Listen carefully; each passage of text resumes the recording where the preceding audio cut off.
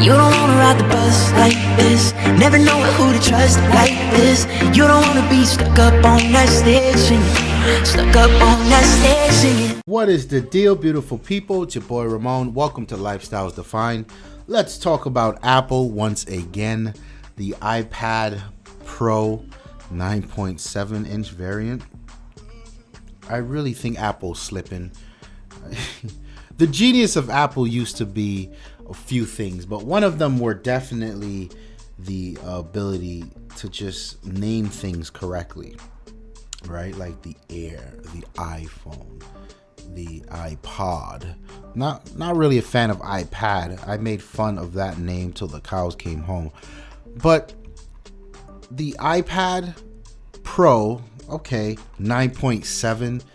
God damn it! It has to be a better way to name that, and I feel like that's really sloppy. But nonetheless, what do we have here with the iPad Pro 9.7? It's pretty much a smaller version of the ridiculous iPad Pro, which to this day I've still yet to see some valid applications for that. And I don't mean applications like apps. I mean like use cases where people say, no, this thing is not ridiculous because here's why. People are still struggling. I mean, whatever. It is what it is. So the thing with the iPad Pro, and they really, I guess they coined with that line, was the super fast processor, things like the 4 microphones around the sound of the device, which I have not heard in person yet, by the way. And of course, support for the pen, right? All of that stuff makes it down to the iPad Pro 9.7.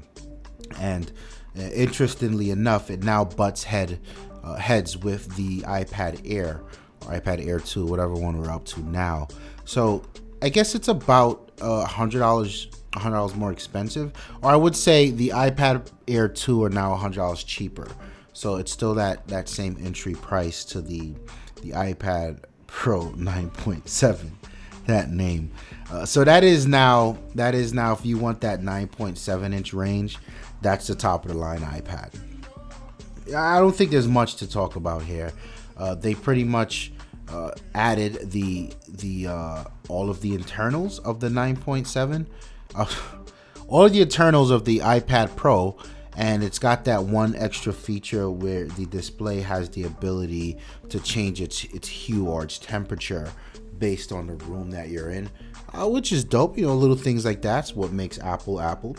Now, in terms of what it offers over the old iPad Air 2, again, you get that display with the color hue thing, you get the pen support, and you get the speakers, and then you get the ability to use that god-awful iPad Pro case.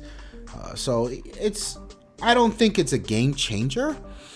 Perhaps if people out there were waiting to use the Apple Pencil, now's a good time to do it. And I feel like it makes sense now because the iPad Pro display was just too damn big, man. It was just ridiculous. So this is less ridiculous with the functionality and the performance of what it should be. So, I mean, I don't think it's a big deal. I don't see anyone making a big deal of it. I feel like it's just, they're pushing the product along, the iteration, and that's fine.